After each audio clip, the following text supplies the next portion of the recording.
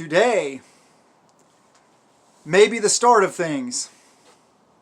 Hey everybody, this is Michael with Asymmetrical Preparedness.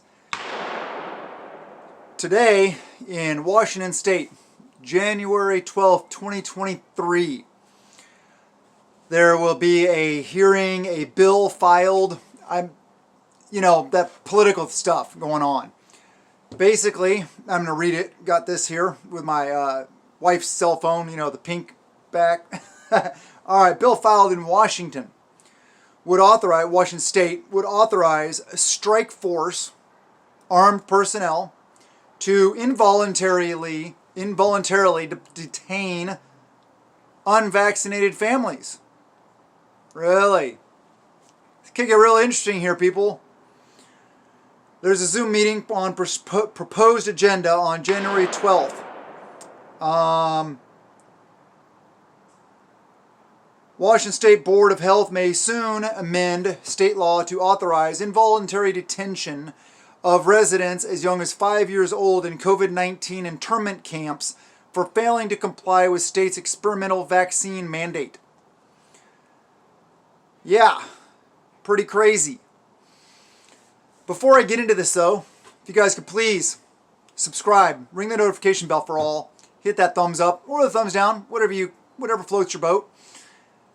Comment below, share the videos. Really appreciate it. And if you want to stay warm when you're out there doing the things, you got portable heat with you, check out Fortress Clothing. Links in the description below.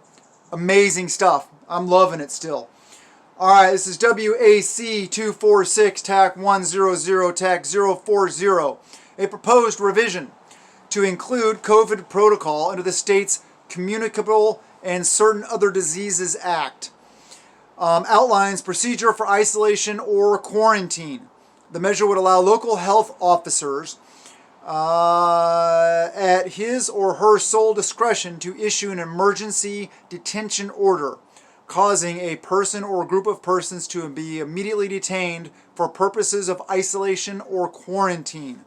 Health officers are required to provide documentation providing unvaccinated residents subject to detention have denied requests for medical examination, testing, treatment, counseling, vaccination, decontamination of persons or animals, isolation, quarantine, and inspection and closure of facilities prior to involuntarily confinement in quarantine facilities, the resolution states. This is, seriously, I'll tell you what, if somebody comes on my property and tries to involuntarily detain me for not being, having that, and yeah, this video is probably going to get demonetized because I've already said, because I'm reading what it is. Even though I'm reading it off of, the actual state website, they don't care. They'll probably shut me down anyway. But yeah, if you don't get this, meaning you don't have medical free will or freedom of choice, I guarantee somebody shows up in my driveway trying to detain my family, it won't end well for them. Just saying. The amended law would also allow health officers to deploy law enforcement officials to assist with the arrest of uncompliant Washington residents. Yeah, I'm an uncompliant Washington resident. All right, so, yeah, this could be the start of the war.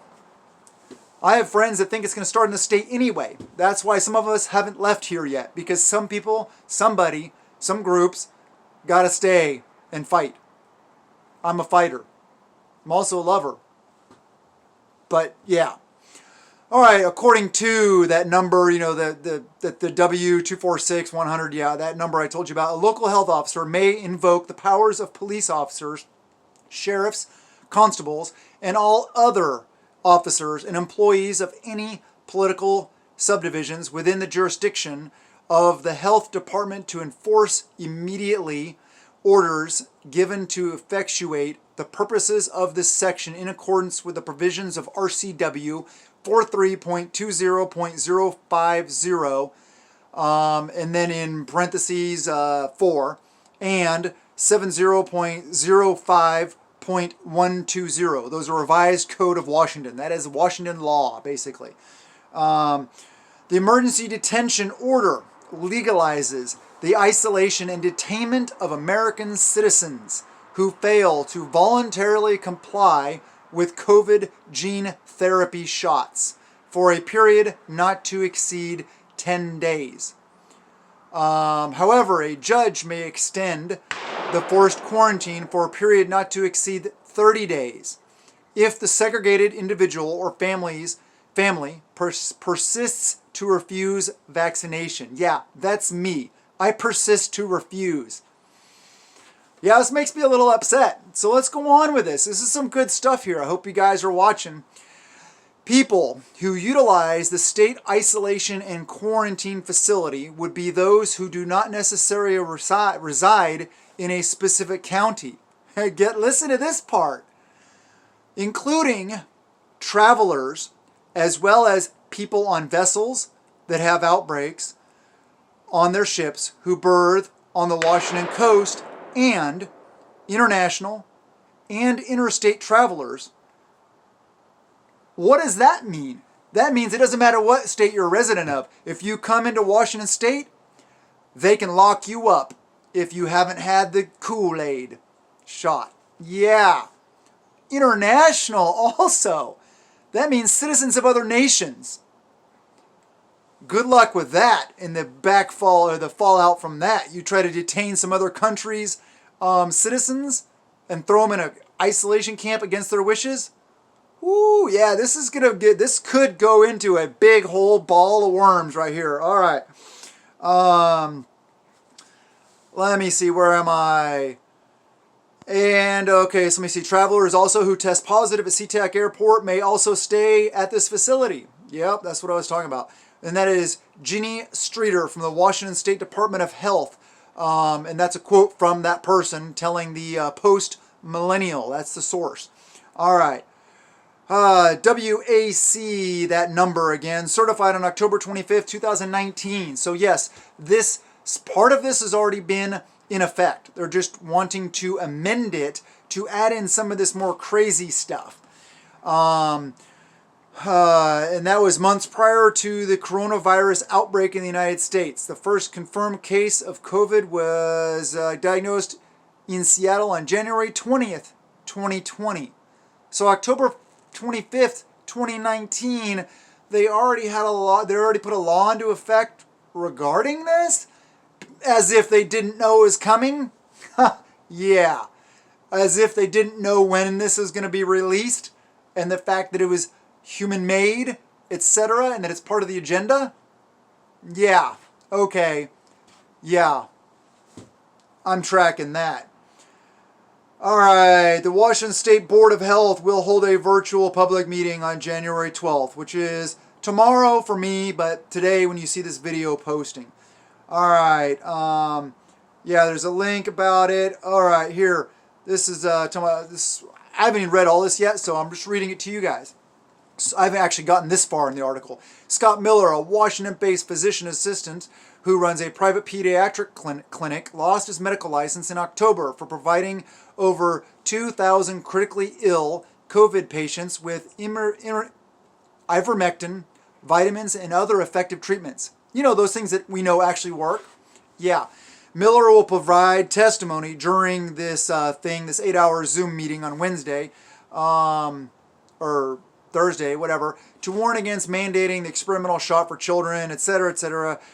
You know, it goes on to like all this stuff. It's a pretty good read. But anyway, this is, yeah, not good. Like I said, show up in my driveway and try to detain me. Mon labe, right? Come and get it.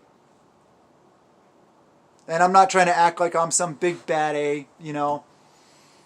I don't want conflict, but I'll tell you what, I will not allow anybody to involuntarily detain me or my family members.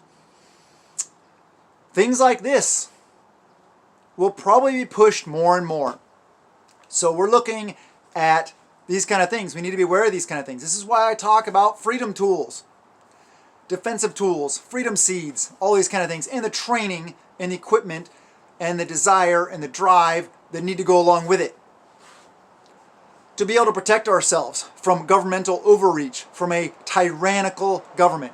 Tell me, can anyone tell me how this, what I'm just talking about now, is not tyrannical? If you can explain it to me in a way that is rational, reasonable, and I can understand it, which you can't because it's not possible. Please try to do so, though. While being respectful, of course, because I'm being respectful. Anyway, let me throw your comments down below. What do you think about things like this? What's going on in your state?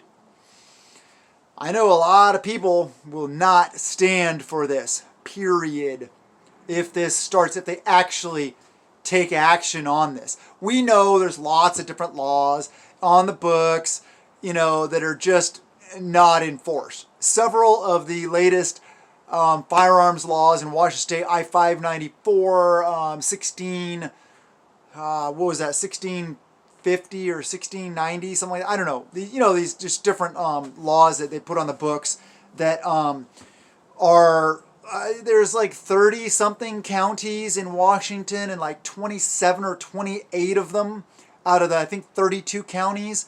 The sheriffs of those counties put out officially their stance is that their deputies will not enforce these unconstitutional Freedom Tool laws.